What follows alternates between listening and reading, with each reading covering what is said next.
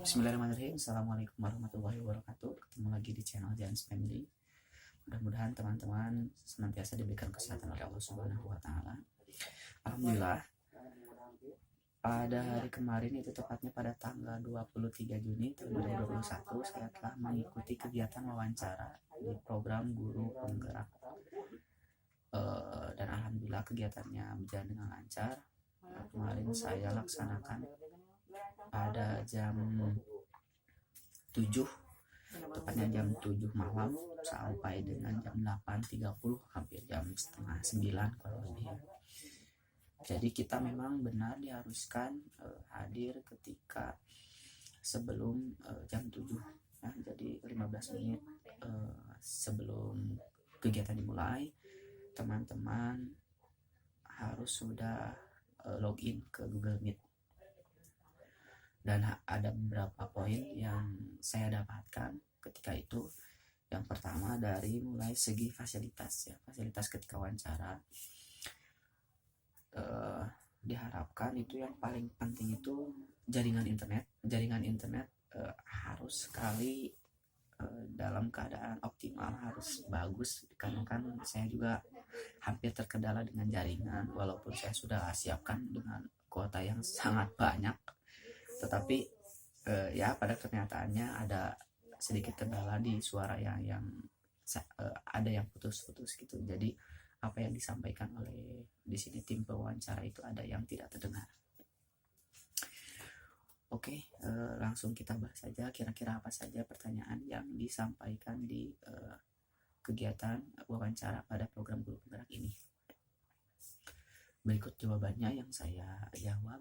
Jadi diusahakan jawabannya yang paling sederhana, yang memang dialami oleh teman-teman. Jangan sampai mengada-ngada, dikarenakan nanti kalaupun misalkan mengada-ngada pun nanti akan ketahuan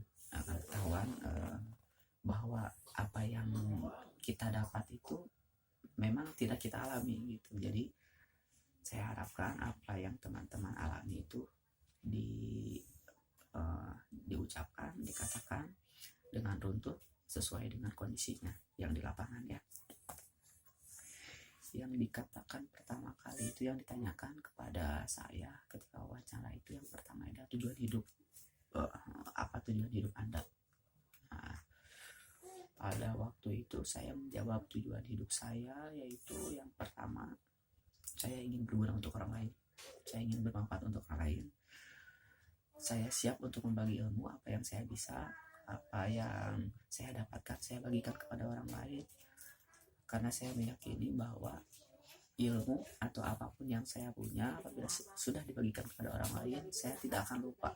Dan ilmu itu otomatis akan bertambah untuk saya. Itu yang pertama, tujuan hidup saya.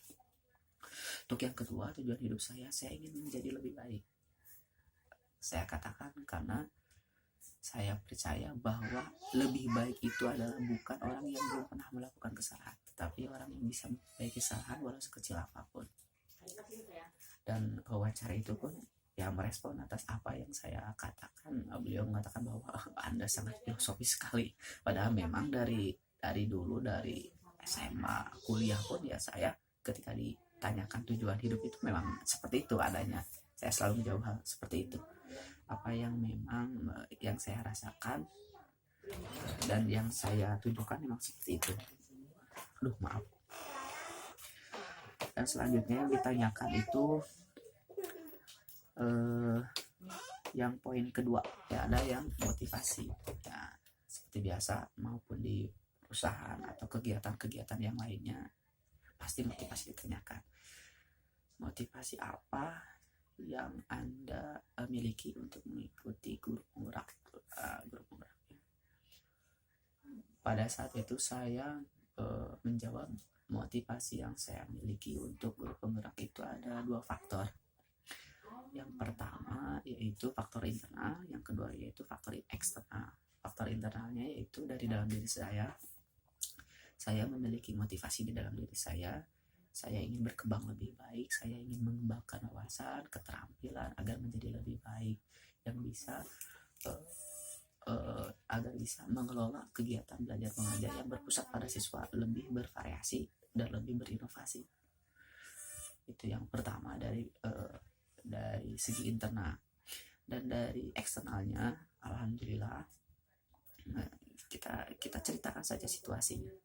Kita ceritakan saja situasinya, sehingga nanti apa yang kita ucapkan itu tidak melebar kemana-mana. Saya juga menceritakan situasinya. Ketika itu saya menceritakan bahwa ada kepala sekolah, yaitu sebagai pimpinan di sekolah saya, dan ada pengawas yang mengatakan bahwa di sini ada program guru penggerak nih.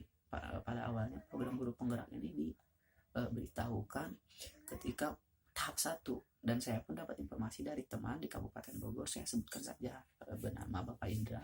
Saya sebutkan bahwa di Kabupaten Bogor sudah ada pembukaan calon guru penggerak. Saya sebutkan saja. Tetapi sayangnya di Kabupaten Sukabumi itu tidak membuka untuk tahap pertama. Jadi saya mulai mengikuti dari tahap ketiga. Setelah itu pun dikarenakan di calon guru penggerak harus ada rekomendasi dari kepala sekolah, dan saya pun mengajukan kepada pimpinan dalam hal ini yaitu kepala sekolah. Saya mengajukan untuk merekomendasikan saya dan mendukung, pimpinan itu sangat mendukung apa yang akan saya lakukan, sehingga apa yang saya inginkan dan apa yang diinginkan oleh pimpinan itu sinkron. Dan itulah menjadi kesempatan saya untuk melakukan kegiatan atau mengikuti kegiatan calon guru penggerak, dan alhamdulillah tahapan demi tahapan saya ikuti sehingga saya bisa lulus di tahap pertama, dan saya sampai sekarang tahap wawancara yang saya ikuti. Jadi teman-teman di sini sebisanya mengolah kata ketika teman-teman menjawab disesuaikan dengan kondisi yang memang teman-teman rasakan.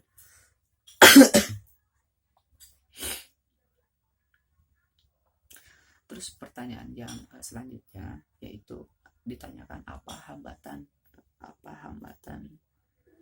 Anda untuk mengembangkan atau untuk menuju tujuan hidup yang Anda miliki, dan cara mengembangkannya seperti apa. Saya jawab waktu itu, cara mengembangkan tujuan hidupnya itu dengan cara saya bekerja keras. Saya tidak lelah untuk belajar, saya tidak lelah untuk bertanya kepada orang lain yang memang ahli di bidang itu. Saya berikan studi kasusnya, saya berikan contohnya sebagai contoh. Ketika saya mendapatkan hambatan, saya langsung mencari ke ahlinya. Saya bilang seperti itu. Pada waktu itu saya ceritakan. Jadi santai saja karena tidak langsung di-stop kalau memang jawaban kita tidak melebar kemana-mana. Jadi teman-teman ceritakan saja. Saya ceritakan pada waktu itu saya memiliki hambatan ketika saya masuk ke SD Negeri Tenjolaya. Saya merasa aneh ketika di SD Negeri Tenjolaya itu di kegiatan FLS 2D itu sering tidak mewakilkan peserta didik dalam kegiatan perlombaan baca tulis aksara Sunda. Kan saya aneh gitu. Ketika saya telusuri, saya identifikasi, ternyata dari segi sarana prasarana pun itu tidak ada gitu. Sarana prasarana dari segi buku yang ada itu tidak ada di sana. Jadi apabila buku bahasa Sunda itu banyak, tetapi di sini buku yang khusus untuk baca tulis aksara Sunda itu tidak ada. Sehingga itu menjadi hambatan untuk saya untuk mengembangkan diri peserta didik agar mengikuti kegiatan perlombaan. Setelah itu saya membuat program. Saya jelaskan kepada wawancara bahwa pada saat itu saya membuat program dan saya komunikasi dengan pihak kepala sekolah untuk melaksanakan program yang saya buat. Dan program yang saya buat itu digunakan selama 6 bulan. Dan alhamdulillah akhirnya apa yang saya inginkan itu tercapai. Pada saat itu peserta didik mendapatkan peringkat ketiga, baru pertama kali mewakilkan di kegiatan baca tulis aksara Sunda. Alhamdulillah langsung mendapatkan peringkat ketiga dua-duanya. Pada waktu itu peserta didiknya bernama Asri dan bernama Sukma. Itu saya ceritakan. Jadi ini yang benar-benar saya alami ya. Jadi jangan buat-buat. Apa yang teman-teman alami silahkan ungkapkan di sana. Sesederhana mungkin silahkan diungkapkan. Setelah itu ditanya lagi langsung, lakukan sehingga program apa yang Anda buat sehingga hal itu bisa Anda capai. Saya katakan program yang saya buat itu program seperti pada 1 minggu 2 sampai 3 kali itu saya berikan pelatihan kepada peserta didik yang memang benar-benar mengikuti perlombaan. Kenapa saya sebutkan 2 atau 3 kali? Karena saya di sini dari awal saya sudah katakan bahwa saya merasa jadi operator, sehingga ketika misalkan memang saya harus rapat, saya hanya memberikan 2 kali pertemuan kepada peserta didik. Apabila misalkan memang saya tidak rapat operator, saya berikan 3 kali ketika dalam kurun waktu 1 minggu. Saya katakan itu. Dan apa saja langkah yang Anda lakukan ketika melaksanakan program itu, ya saya berikan maaf, saya beritahu kepada wawancara bahwa langkah yang saya lakukan adalah yang pertama, saya memotivasi peserta didik bahwa ketika kalian bekerja keras, kalian akan dapat atau bisa melakukan sesuatu yang di luar batas kemampuan kalian.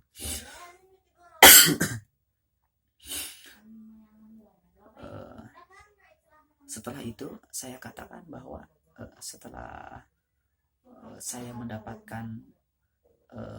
mendapatkan prestasi seperti itu, saya